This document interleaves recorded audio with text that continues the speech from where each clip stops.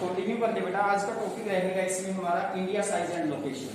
Internal question जो भी है आप लोग उनको फाइंड आउट करेंगे। साथ ही साथ चैप्टर रहेगा हमारा इंडिया साइज एंड लोकेशन, यानी कि भारत का आकार और भारत की स्थिति। तो India size location, India is one of the ancient civilization in the world. India की जो सिविलाइजेशन है वर्ल्ड में, उसे बहुत ही पुरानी सभ्यता माना जाता है। It has achieve multifaced socio economic progress during the last 5 decade. कहते हैं कि अभी हम लोग पिछले 5 दशक की बात करते हैं, यानी कि पिछले 50 सालों की बात करते हैं, तो हमने आर्थिक और सामाजिक रूप से बहुत ज्यादा प्रोग्रेस की है, बहुत ज्यादा उन्नति की है। It has move forward display remarkable progress in the field of agriculture, industry, technology, overall economic development. India has also contributed significantly to making the world history. कहते हैं कि इंडिया ने पिछले कुछ सालों में अगर हम बात करते हैं इंडस्ट्री में, एग्रीकल्चर में, टेक्नोलॉजी में और आर्थिक विकास में बहुत ज्यादा हम आगे चले हैं, बहुत ज्यादा हमने अपना विकास किया है और हमने वर्ल्ड में अपना एक इतिहास बनाया बेटा। ठीक है ना। तो यहाँ पर देखिए सबसे पहले आप लोग जानते हैं इंडिया के बेटा, अगर हम एंशिएंट कल्चर की बात करते हैं, एंशिएंट कल्चर की बात करते हैं तो आप लोग जानते हैं we are famous as the name of world teacher. तो वर्ल्ड टीचर के नाम से हमको जाना जाता था, विश्व गुरु के नाम से हमें जाना जाता था, वर्ल्ड टीचर के नाम से हमें जाना जाता था। After independent you have to be known that India have to be also make social economic progress in every field. You can say technology, science. Now we are a developing country and that are also a fact that we have to be known about that India have to be making a progressive country। तो ये सारे के सारे जो factor बेटा, अगर हम ancient culture की बात करते हैं तो वर्ल्ड टीचर, विश्व गुरु की परिभाषा भारत को दी जाती थी। क्यों? क्योंकि भारत का बहुत ही बड़ी इंपोर्टेंस थी बेटा। अगर हम वर्ल्ड हिस्ट्री की बात करते हैं, हमारी संस्कृति की बात करते हैं, तो हमारी संस्कृति बड़ी सराहनीय रही है, जिसने पूरे वर्ल्ड को कुछ न कुछ दिया है। ठीक है। तो इसलिए वर्ल्ड टीचर के नाम से भी हमें जाना जाता है। सामाजिक रूप से हम लोग बात करें, आर्थिक रूप से हम लोग बात करें बेटा, लास्ट 50 ईयर्स में हमारी इकोनॉमी बहुत ज्यादा डेवलप हुई है। हम डेवलपिंग कंट्री में शामिल हैं अभी भी एट प्रेजेंट की अगर हम बात करते हैं। We are talking care about the location of India. Location, here the main topic is starting location. स्थिति कैसी है भारत की, क्या स्थिति भारत की? India is a vast country lying entirely in the northern hemisphere. You have to be known northern hemisphere. Northern hemisphere यानी कि जो हमारा उत्तरी गोलार्ध बेटा, कंप्लीट रूप से हम बात करते हैं तो उत्तरी गोलार्ध में हम लोग आते हैं। नॉर्थन हेमिस्फीयर में इंडिया को हम लोग शामिल करते हैं। उत्तरी गोलार्ध में इंडिया आता है। अगर हम डायरेक्शन के अकॉर्डिंग बात करेंगे बेटा, इसमें आप लोग देख सकते हैं, इसमें ईस्ट, वेस्ट, नॉर्थ, साउथ। तो नॉर्थन हेमिस्फीयर की बात करते हैं हम डायरेक्शन के अकॉर्डिंग, तो नॉर्थ में इंडिया को हम लोग शामिल करते हैं। नॉर्थ में नॉर्थन हेमिस्फीयर यानी कि उत्तरी गोलार्ध में आता था। जो वर्ल्ड का मैप आप लोग देखते हैं, ग्लोब आप लोगों को दिखाया जाता है, तो ग्लोब में भी कंप्लीटली जो अपना अपर पार्ट रहता है, ठीक है ना, अपर वाला पार्ट रहता है, तो इंडिया नॉर्थन हेमिस्फीयर में आता था। उत्तरी गोलार्ध में हम लोग इसको इंक्लूड करते हैं। The main land extend between latitude 8 degree 4 and 36 degree 6 minute north. अगर हम लैटिट्यूड एक्सटेंड की बात करते हैं, लैटिट्यूड एक्सटेंड, ये क्वेश्चन आ जाते हैं जो लैटिट्यूड है और लॉन्गिट्यूडिनल एक्सटेंड है, इसमें ये काफी क्वेश्चन आते हैं। इसमें 8 degree 4 minute north and 37 degree 6 minute north. And longitude की अगर हम बात करते हैं, लॉन्गिट्यूड एक्सटेंड, भारत का जो लॉन्गिट्यूडिनल एक्सटेंड है 68 degree 7 minute east and 97 degree 25 minute east. ये देखिए बेटा, ये हमारा लॉन्गिट्यूडिनल और ये हमारा लैटिट्यूडिनल एक्सटेंड है भारत का। यानी कि भारत की जो अक्षांशीय स्थिति है या भारत की जो देशांतर स्थिति है उसके बारे में हम लोग बात करते हैं। देखो भाई, इसकी लोकेशन क्या है इंडिया की वर्ल्ड के मैप के अकॉर्डिंग हम बात करें, we are in northern hemisphere, उत्तरी गोलार्ध में हम लोग आते हैं बेटा। फिर क्वेश्चन आता है लैटिट्यूडिनल एक्सटेंट क्या है भारत का जो लैटिट्यूडिनल एक्सटेंट है वो 8 degree for north and 37 degree 6 minute north, ये रहेगा हमारा लैटिट्यूडिनल। और लॉन्गिट्यूडिनल एक्सटेंट बेटा इसमें 68 degree 7 east and 97 degree 25 minute east, ये रहेगा लैटिट्यूडिनल एक्सटेंट इंडिया का क्या है, लॉन्गिट्यूडिनल एक्सटेंट इंडिया का क्या है। क्वेश्चन आ जाते हैं आप लोगों के लैटिट्यूडिनल लॉन्गिट्यूडिनल एक्सटेंट आप लोगों से पूछ लेते हैं इंडिया का, ठीक है। अगर मैप के अकॉर्डिंग अगर हम बात करते हैं, मैप के अकॉर्डिंग भी मैं आप लोगों को ये दिखाना चाहूंगा बेटा कंप्लीट रूप से अगर हम बात करें तो आप लोग देख सकते हैं इंडिया के मैप के अकॉर्डिंग यहाँ पर जो लैटिट्यूडिनल जो एक्सटेंट है इंडिया का, ठीक है, जो लैटिट्यूडिनल एक्सटेंट है इंडिया का बेटा ये देखिए दिया गया इसमें, ये दिखाया नीचे की तरफ देखिए इसमें 8 डिग्री 4 मिनट्स मेंशन है, 8 डिग्री 4 मिनट्स, ठीक है। अब ऊपर की तरफ हम चलते हैं तो नॉर्थ में 37 डिग्री 6 दिखाई दे रहा है ना, बताइए। तो ये स्केल होता है, एक स्केल मैप जब हम करते हैं मैप में 3 फैक्टर हमें याद रखने होते बेटा, ठीक है। वो 3 फैक्टर क्या होते हैं, उसमें एक फैक्टर स्केल भी होता है, पैमाना जिसे हम लोग कहते हैं। तो जो मैप होता है वो पैमाने के अकॉर्डिंग होता है। तो आप लोग देख लीजिए ये हमारा क्या बेटा इसमें 8 डिग्री 4 और अगर हम बात करते हैं अपने लैटिट्यूडिनल एक्सटेंट की 37 डिग्री 6 ये दिखाया गया। ये तो हो गया बेटा हमारा इसमें लैटिट्यूडिनल। अब लॉन्गिट्यूडिनल की अगर हम बात करते हैं देखिए यहाँ पर 68 डिग्री 7 से लेकर 97 डिग्री 25 ये हो गया बेटा हमारा इसमें लॉन्गिट्यूडिनल एक्सटेंट, यानी कि भारत का जो लैटिट्यूडिनल एक्सटेंट क्या है लॉन्गिट्यूडिनल, ये डायरेक्शन के हिसाब से आप लोग याद रख सकते हैं बेटा, इसमें डायरेक्शन के हिसाब से आप लोग लिख सकते हैं इसमें, ठीक है ना।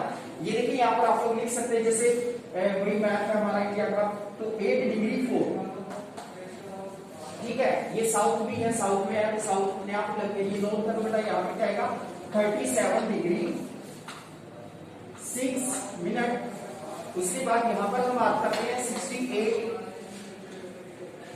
डिग्री 7 मिनट्स और यहां पर अगर हम बात करते हैं तो 97 डिग्री 25 मिनट।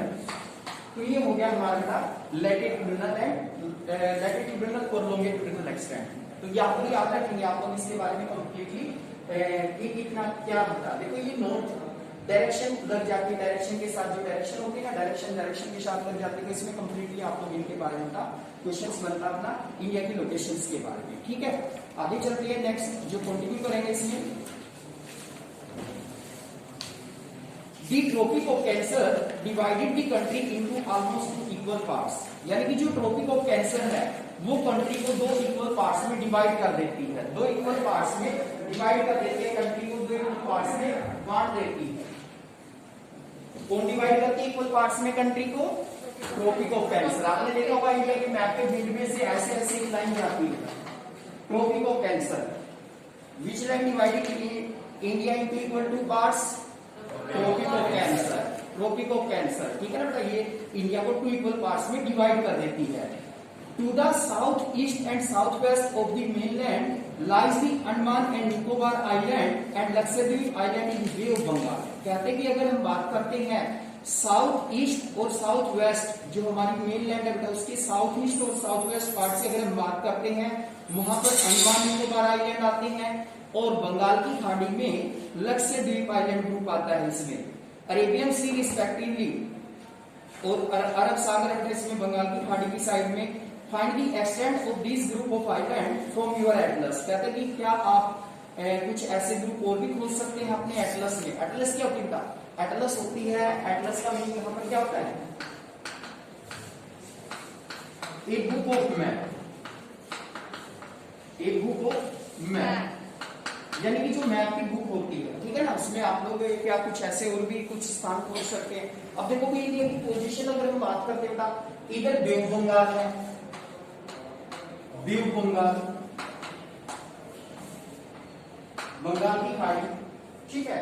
और अगर हम नीचे की तरफ चलते हैं तो कौन सा ओशियन है, साउथ इंडियन ओशियन। कौन सा ओशियन है बेटा, इंडियन ओशियन, हिंद महासागर, ठीक है, हिंद महासागर, इसी के नाम पर भारत का नाम भी पड़ा था इंडिया, ठीक है, हिंद महासागर बेटा।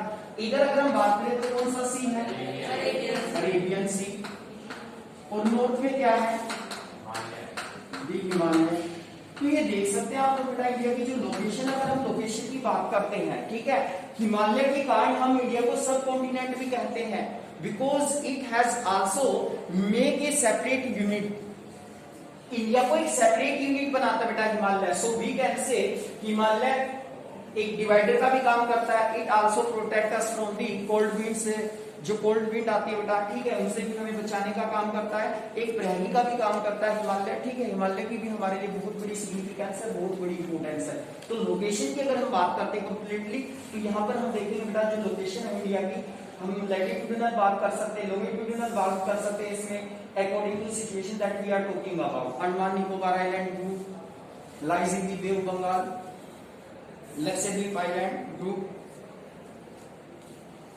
आगे देखिए बेटा इसमें जो आगे है, इसमें अगर ये कंप्लीट ये है इसमें लोकेशन के बारे में। देखो चैप्टर का नाम ही क्या है, India size and location. Location की हमने बात की, इंडिया की लोकेशन कैसी है वर्ल्ड में, कहां पर हम लोग लोकेटेड है बेटा, ठीक है, नॉर्थन हेमिस्फीयर में हम लोग आते हैं। उसके बाद अगर हम कंप्लीटली बात करते हैं इंडिया की लैटिट्यूडिनल एक्सटेंट अपना कितना, लॉन्गिट्यूडिनल एक्सटेंट कितना अपना, ठीक है, कंप्लीटली। फिर डायरेक्शन के हिसाब से हमने बात की India is also called subcontinent. Subcontinent भी कहते हैं due to the Himalayan position that Himalaya have to be separated India and make a separate unit from other country, ठीक है। कॉन्टिनेंट कब बनता बेटा, जब एक सेपरेट यूनिट हो जाती है, बिल्कुल, ठीक है। तो ऐसी कंडीशन में इंडिया को हम लोग एक तरह से जनरली हम बात करें तो बेटा एक वो भी कह सकते हैं कि एक सब कॉन्टिनेंट है इंडिया के लिए। हम इंडिया को एक सब कॉन्टिनेंट कहते हैं, महाद्वीप कहते हैं, ठीक है, क्योंकि एक सेपरेट इकाई बना देता है हिमालय, इसको डिवाइड कर देता है। एक प्रहरी का काम करता है हिमालय। और दूसरी बेनिफिट्स क्या मिलती है हमें यहाँ पर, दूसरी बेनिफिट्स हमें ये भी मिलती है कि जो हिमालय पर्वत है ये कोल्ड विंड्स है जो उनसे भी अपने को प्रोटेक्ट करता है। आगे भी पढ़ेंगे हम लोग इसके बारे में। Location that is the main point of location and we are talking about the size. Size means आकार, यानी कि जो आकार है, साइज है, उसके अकॉर्डिंग अगर हम बात करते हैं तो the land mass of India has an area of 3.28 million square kilometre. Total area of India, total area of India is 3.28 million square kilometre. 3.28 million square kilometre. तो टोटल एरिया है जो इंडिया का वो है 3.28 मिलियन स्क्वायर किलोमीटर, ठीक है। तो ये एरिया है इंडिया का टोटल। क्वेश्चन भी इंपॉर्टेंट बनता है काफी बार, what is the total geographical area of India. Bharat का जो कुल भौगोलिक क्षेत्रफल है वो कितना है, वो बेटा 3.28 मिलियन स्क्वायर किलोमीटर। वर्ल्ड के एरिया का कितना परसेंट है बेटा, ये 2.4%। अगर हम वर्ल्ड कंटेक्स्ट में बात करते हैं, वर्ल्ड 2.4%, वर्ल्ड के एरिया का 2.4%। अगर हम बात करते हैं वर्ल्ड में 2.4% की हमारा जो भौगोलिक क्षेत्र बेटा वो कॉन्ट्रीब्यूट कर पाता है। तो वर्ल्ड में 2.4% की हमारे पास जियोग्राफिकल एरिया है। India is the 7th largest country in the world. जो नेक्स्ट आता है इसमें का, तो इंडिया में हमारा नंबर कौन सा है एरिया वाइज अगर हम बात करते हैं, 7th largest country in the world. We are on the 7th place in the world। हम 7वें नंबर पर आते हैं on the basis of size. Size के अकॉर्डिंग अगर हम बात करते हैं, जियोग्राफिकल क्षेत्र के अकॉर्डिंग अगर हम बात करते हैं, we are on 7th place. हम 7वें नंबर पर आते हैं, हम 7वें नंबर पर आते हैं। अगर हम क्षेत्रफल के अकॉर्डिंग अगर हम बात करते हैं तो यहाँ पर, ठीक है, तो 7th प्लेस अपना वर्ल्ड में आता है। बाकी भी हम लोग जानेंगे कौन कौन से कंट्री हैं। अपने से पहले अगर हम बात करें बेटा, सबसे पहले अगर हम बात करते हैं, सबसे बड़ा कंट्री कौन सा है, रशिया। रशिया के बाद कनाडा के बाद यूएसए, वेरी गुड, शाबाश। उसके बाद चाइना। तो चाइना क्षेत्रफल के आधार पर कौन से नंबर पे है, 4th नंबर पे बेटा, ठीक है। पॉपुलेशन के आधार पर फर्स्ट नंबर पे है। इंडिया कौन से नंबर पर है, सेकंड नंबर पे पॉपुलेशन के बेसिस पर। लेकिन यहाँ पर हम ज्योग्राफिकल एरिया की बात कर रहे हैं, तो जियोलॉजिकल एरिया के अकॉर्डिंग चाइना के बाद किसका नंबर आएगा, ब्राजील। ब्राजील के बाद ऑस्ट्रेलिया के बाद इंडिया। इंडिया का नंबर कौन सा हुआ, 7th प्लेस हुआ। तो यहाँ पर बेटा कई बार पूछ लेते क्वेश्चन, मान लीजिए इंडिया का नाम पूछे, वैसे तो chapter India size and location वाला आता है, इसमें पूछ लेते हैं कि इंडिया के अकॉर्डिंग बेटा what is the number of China according to their geographical areas, वे चाइना का नंबर कौन सा है भौगोलिक क्षेत्रफल के आधार पर। तो चाइना कौन से नंबर पे, 4th नंबर पे। पॉपुलेशन के आधार पर बात करें that was on 1st number, ठीक है, India was on 2nd number. But अगर we are talking about geographical area, China is on 4th number. The largest country in the world is Russia. कौन सा country है, Russia, ठीक है बेटा। Russia first, Canada second, US third, China fourth, Brazil fifth, Australia 6, India 7। तो India कौन से स्थान पर आया, 7 प्लेस पे। तो वर्ल्ड में हमारा नंबर 7 आता था, 7वें नंबर पर है हम वर्ल्ड में। वर्ल्ड की अगर हम बात करते हैं तो कॉन्टिनेंट में आता है बेटा, ये वैसे इंक्लूड कर दिया गया इसको क्योंकि छोटा, सबसे छोटा कॉन्टिनेंट है, जानते हो आप इसके बारे में completely. India has a land boundary of about, land boundary की अगर हम बात करते हैं 15,200 किलोमीटर, 15,200 किलोमीटर बेटा land boundary, land boundaries 15,200 kilometre, 15,200 kilometre बेटा हमारी लैंड बाउंड्री, यानी कि जो भौगोलिक सीमा है ना, अगर हम मान लो लैंड बाउंड्री की बात करते हैं, कंप्लीट मैप आपने देखा इंडिया का, ठीक है ना। तो कंप्लीटली मैप के अकॉर्डिंग अगर हम बात करते हैं बेटा, इसमें मान लीजिए कि ये वाला कंप्लीट है, ये वाला कंप्लीट एरिया अपना इंडिया का, ठीक है। तो इसकी लैंड बाउंड्रीज के अकॉर्डिंग यदि हम लोग बात करेंगे तो जो टोटल लेंथ बेटा वो है 15,200 किलोमीटर, ठीक है। 15,200 किलोमीटर रहेगी टोटल लेंथ इसकी। अगर हम बात करते हैं इसमें ओनली जो कोस्टल एरियाज है अपना, coastal line of the mainland including Andaman and Nicobar island group is 7516.6 kilometre. ये भी इंपोर्टेंट बनता है इसमें। कोस्टल लाइन यानी कि जो कोस्टल एरिया, आपने मैप देखा इंडिया का बेटा, नीचे वाला पार्ट आपने देखा इधर गुजरात से देखा इधर, अगर हम मैप के अकॉर्डिंग बात करते हैं तो इधर वाला जो पोर्शन अपना रह जाता है, इधर वाला ये वाला पोर्शन जो अपना रह जाता है, ठीक है, कोस्टल एरिया हमारा, ठीक है, कोस्टल एरिया। ठीक, कोस्टल एरिया ज्यादातर आप लोग देखेंगे कि ज्यादातर इसकी जो लेंथ की अगर हम बात करते हैं तो लेंथ अगर आपकी coastal area, coastal area length, coastal area की लेंथ की अगर हम बात करते हैं तो लेंथ होता है इसमें 7,506 kilometre. But we have to included the island group length also in this, ठीक है। इसमें जो आइलैंड ग्रुप सेलेक्ट है उसकी लेंथ भी हम लोग इंक्लूड करते हैं 7,560.6 किलोमीटर। तो ये कोस्टल एरिया की लेंथ को अलग से क्वेश्चन बन रहे, देखो लैंड बाउंड्री सी पूछ ले, वही कंप्लीट लैंड बाउंड्री जो आगे इसमें तो कोस्टल एरिया में शामिल हो गया, ठीक है। लेकिन अगर वो कोस्टल एरिया की जस्ट लेंथ, ठीक है, वो सिर्फ है 7,560.6 किलोमीटर, ठीक है। ये ध्यान रखें, इसमें अंडमान निकोबार आइलैंड ग्रुप है हमारे, ठीक है, उनकी लेंथ को भी इसमें इंक्लूड किया गया, शामिल किया गया। तो ये चीज भी आप लोगों को ध्यान रखनी है कोस्टल एरिया के साथ साथ इसमें। India is bounded by the young fold mountain in the north west, north east, south of the about 22 degree north latitude. It began to taper and extend toward the Indian Ocean, divided it into two seas, the Arabian Sea, the west, and Bay of Bengal in the east. कहते हैं कि जो India है bounded by the young fold mountain in the north west, कहते हैं कि north west में यंगफोल्ड mountain कौन सा था, हिमालय पर्वत। ये देखो ये डायरेक्शन हमारी कौन सी होगी, नॉर्थ वेस्ट। तो ये वाली जो डायरेक्शन है यहाँ पर, ये वाला हिमालय रीजन है, आप लोग जानते हैं हिमालयन बेल्ट में ये कंप्लीटली, तो यहाँ पर हिमालयन बेल्ट है, तो हिमालय को कवर किया गया कंप्लीट रूप से, नॉर्थ वेस्ट डायरेक्शन को हिमालय कवर कर लेता है कंप्लीट रूप से बेटा इसमें, ठीक है ना। तो नॉर्थ वेस्ट जो डायरेक्शन है हमारी वो हिमालय के द्वारा कवर की जाती है। और 22 डिग्री नॉर्थ लैटिट्यूड पर जाने के बाद यानी कि इंडिया टेपर होना शुरू हो जाता है, और ये क्या करता है, दो पार्ट में डिवाइड हो जाता है। एक तरफ इंडियन ओशियन है और एक तरफ अगर हम बात करें अरब सी है, और दूसरी तरफ बे ऑफ बंगाल है। तो इधर है ना अरेबियन सी, ठीक है, वेस्ट में क्या है अरेबियन सी है, और इधर क्या बता ईस्ट में बे ऑफ बंगाल, ठीक है, बंगाल की खाड़ी है। तो यहाँ पर आप लोग देख सकते हैं, ये था इसमें इंडिया के साइज के बारे में कंप्लीटली अगर हम बात करते हैं।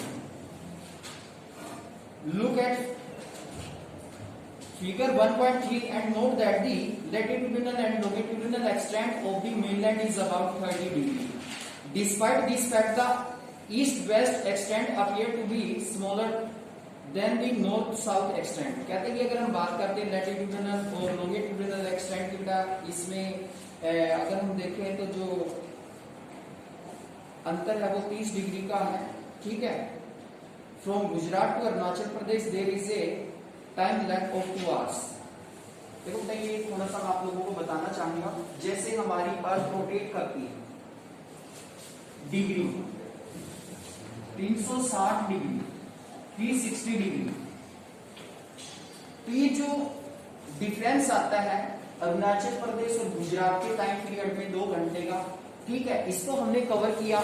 हमने कैसे मणिपुर को अपना जो है कैसे यूपी को बेटा मिर्जापुर है, मिर्जापुर को अपना ईएसटी बनाया, ठीक है। उसके पीछे रीजन क्या है, 2 घंटों को हमने कैसे कवर किया, डिफरेंस है। देखो कैसे आया कि 30 डिग्री का डिफरेंस आता था।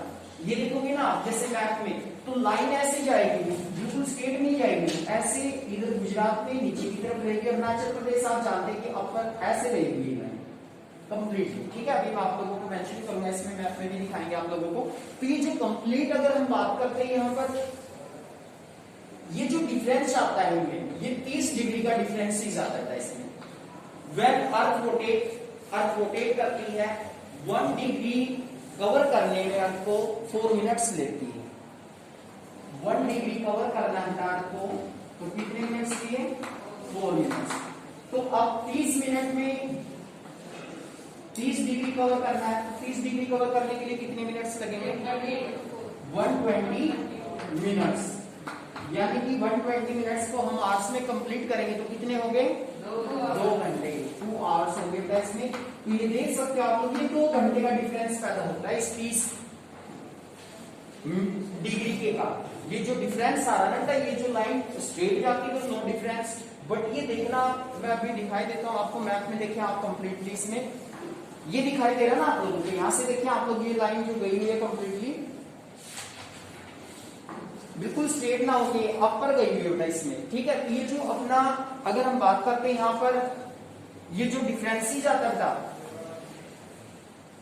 जो लॉन्गिट्यूडिनल डिफरेंस ही जाता है 30 डिग्री का आता है, 30 डिग्री का। तो ये 30 degree 1 degree earth rotate 1 degree को कवर करने अर्थ रोटेट करने में कितना समय लेती है, 4 मिनट का लेती है। तो 30 डिग्री का जो डिफरेंस आता है तो 120 मिनट्स होगी, 2 घंटे होंगे। कहने का मतलब जनरली ये है, जनरली हम लोग ये कहते हैं कि अरुणाचल प्रदेश के टाइम से गुजरात का टाइम 2 घंटे पीछे चलेगा।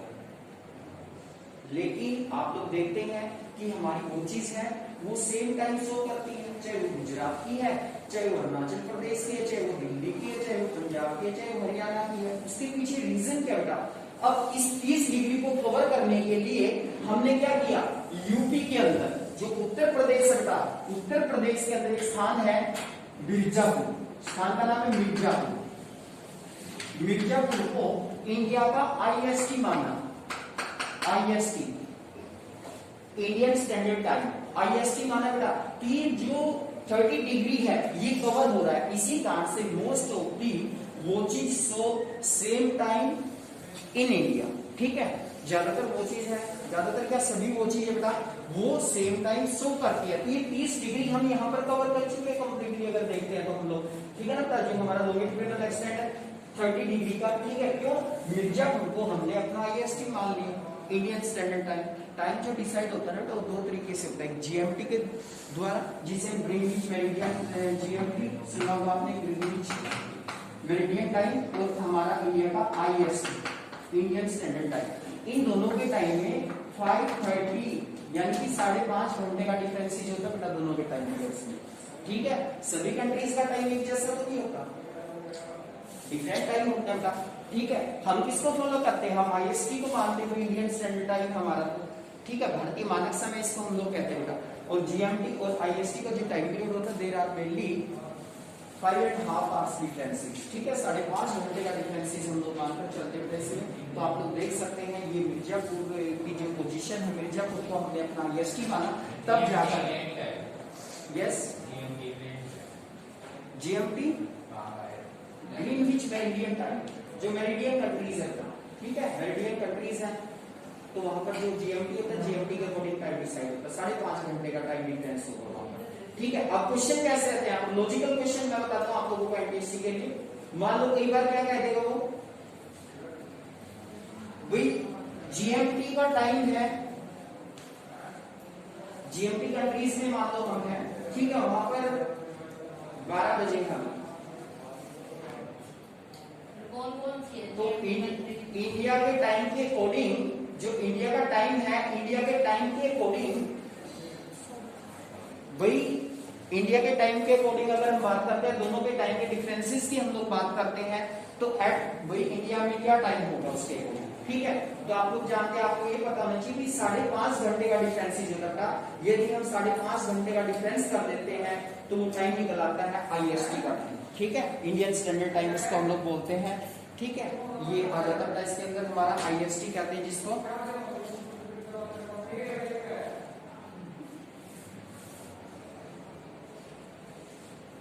ये देखो दिया गया इसमें completely, from Gujarat to Arunachal Pradesh there is a time lag of 2 hours। कहते हैं कि गुजरात और अरुणाचल प्रदेश के टाइम में 2 घंटे का अंतर है।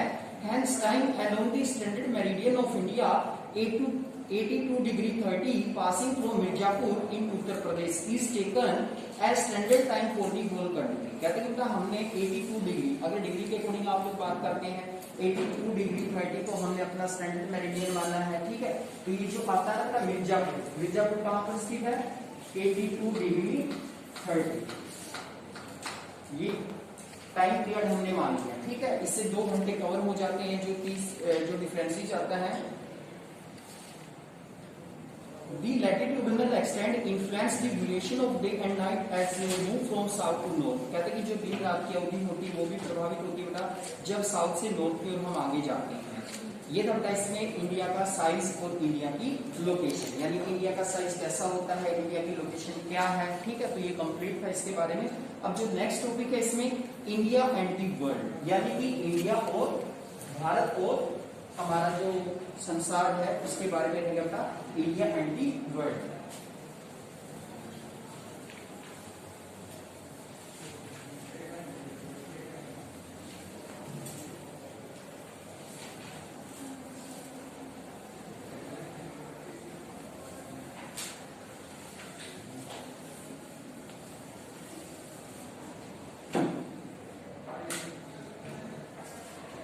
देखिए इसमें इंडिया एंड वर्ल्ड के बारे में था, भारत और संसार।